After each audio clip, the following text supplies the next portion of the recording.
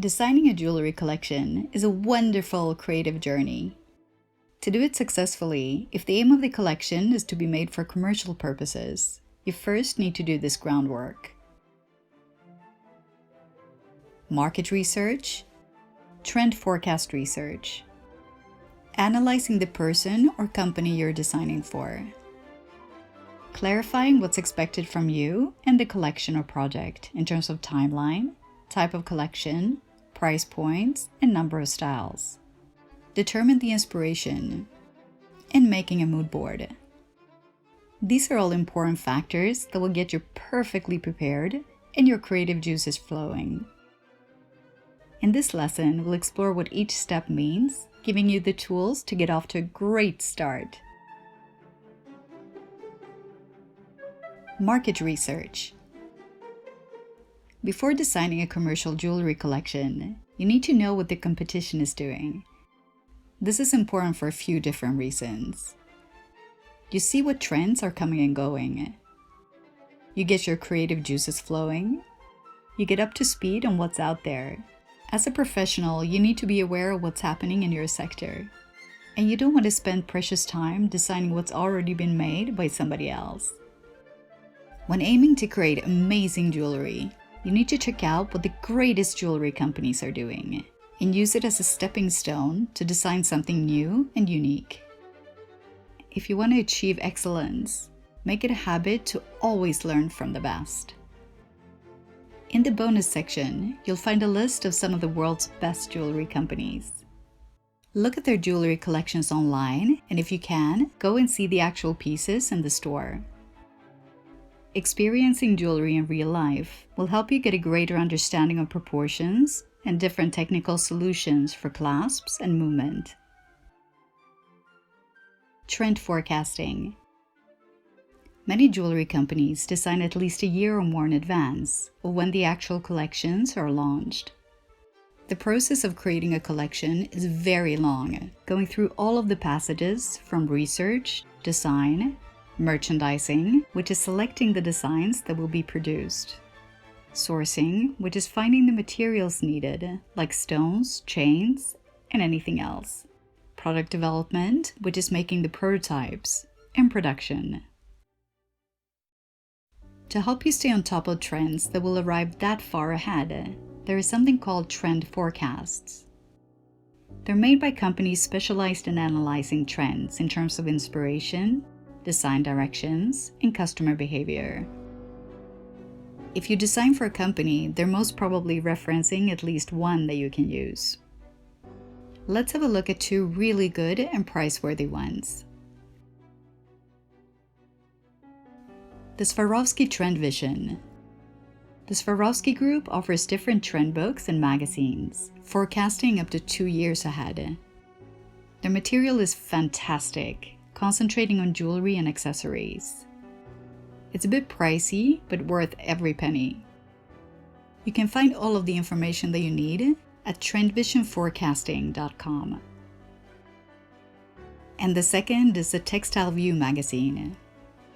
This is a great magazine offering a trend forecast that concentrates on fashion, fabrics, accessories, and customer behavior up to 2 years ahead. It's one of the least expensive options out there. You can buy single issues or make yearly subscriptions. Fashion and jewelry is usually tightly connected, so this will give you some great insights. I've used Textile Views for many years and it's a really good option. Find out more about it at textileview.com.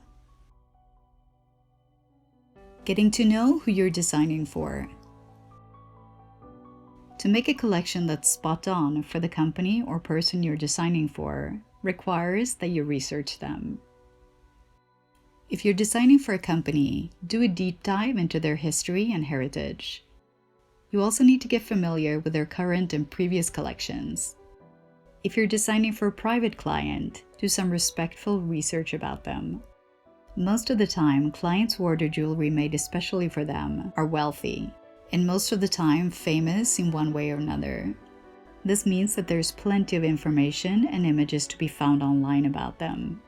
There you can see how they like to dress, what colors and type of jewelry they tend to wear, and much, much more. If you're designing your first jewelry collection, you need to identify who your target customer is and research that customer segment. You need to find an authentic balance between your style and the consumer trends of your customers. The next step is to determine what's expected of the collection. So let's see who you're designing for. If it's for a company, you should ask them what their target customer is for the collection.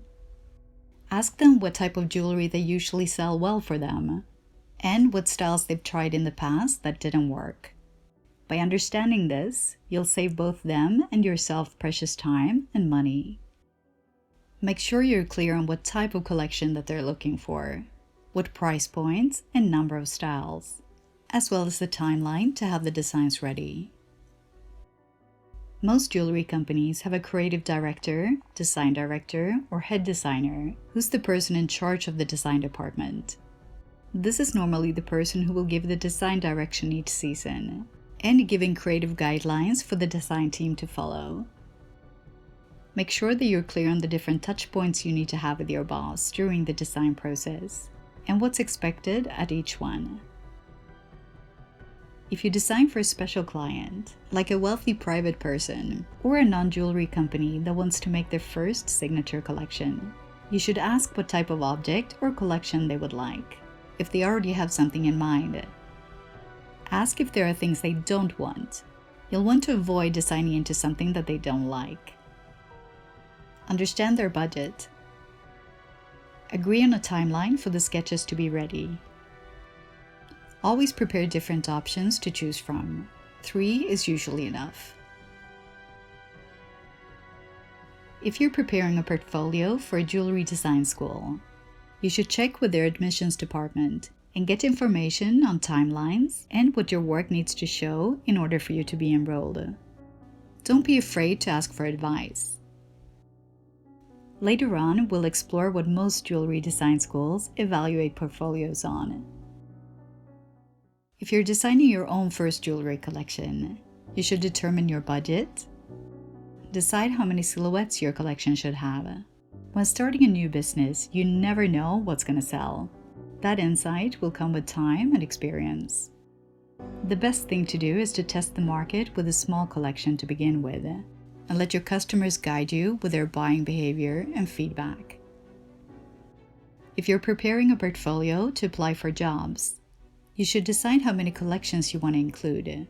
I suggest to make at least 3, showcasing the width of your creativity.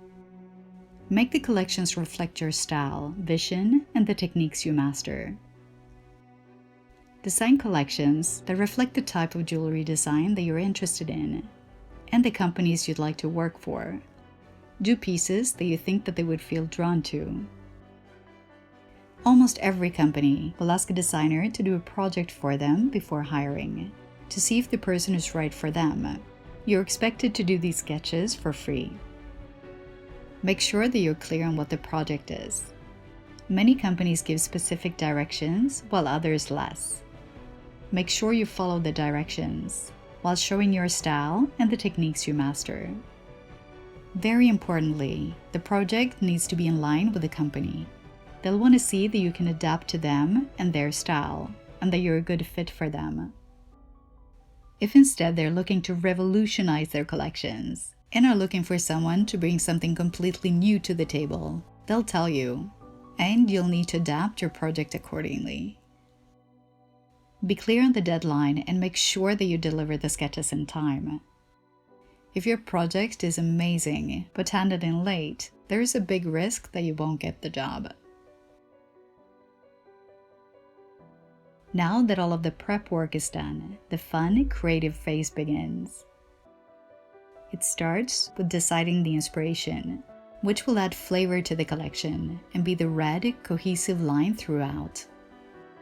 Then you need to research the subject, collecting images and materials.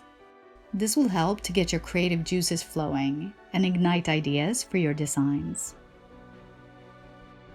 When the research is done, it's time to put together in something called a mood board. which is a presentation that sets the visual mood for the collection. It can include images, sketches, actual materials, photos of stones, text, and anything you think is important to add. The mood board can be an actual physical board or done in the computer, depending on where and how you need to present it. Keep it juicy, not too long, and to the point.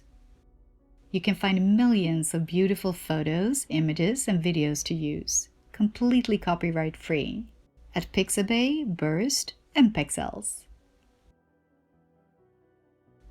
So why is the mood board important? If you're applying for a job or a school, they want to see your thinking process and what inspired you.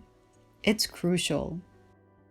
Most jewelry companies show customers what inspired their collections through marketing, social media, and sales. It adds value, romance, and makes the difference between designer jewelry and no-branded pieces. In larger companies, the design department share their mood boards with marketing, merchandising, and the sales departments to get everyone involved early on. If you're designing your first jewelry collection and need to land an investor or two, it's always good to show them a beautiful presentation of your inspirations as an integral part of sharing the designs. Also, if you'll do the marketing and social media yourself in the beginning, the mood board can be an important source of material when you communicate with your customers. If you're working as a designer for a company, there's probably a creative director or design director who will decide what the inspiration will be. If you're designing your first signature collection, applying for a job or a design school, you can decide what the inspiration will be. Going with a theme that truly inspires you, something personal, will give your collections authenticity and meaning. Over the next lessons, we'll explore how to design a collection. And to keep it real, I'll show you the way that I would design a jewelry collection for my company, exploring lots of techniques, strategy, and tools that will be helpful for you when creating one of your own. Here's a short background of the brand to get you up to speed before you see the collection. My husband and I founded Attribution after many years of living and working in Asia, where we fell in love with the people, art, craftsmanship, and materials.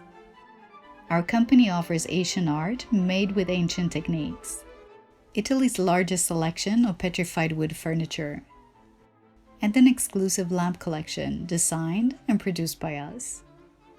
Each piece of art and furniture has an intriguing history and symbolism that's printed out for our customers with each purchase. The lamps comes with a certificate and a high-resolution print of the original sketch, presented inside a beautiful folder. Our logo is a symbol inspired by the beautiful decorations on Balinese temple tops, and a symbol of prosperity and protection. Our customers are predominantly wealthy, with a love of exotic art and meaningful home decor. So our first collection would be exclusive and inspired by Asia. Now let's have a look at the mood board for the collection. The images come from Pixabay, our Balinese photographer friend Gide, and my own pics from Bali. The sketches are my pencil drawings and renderings done in Illustrator. The mood board is made in PowerPoint, which is great for any kind of visual presentation and really easy to use.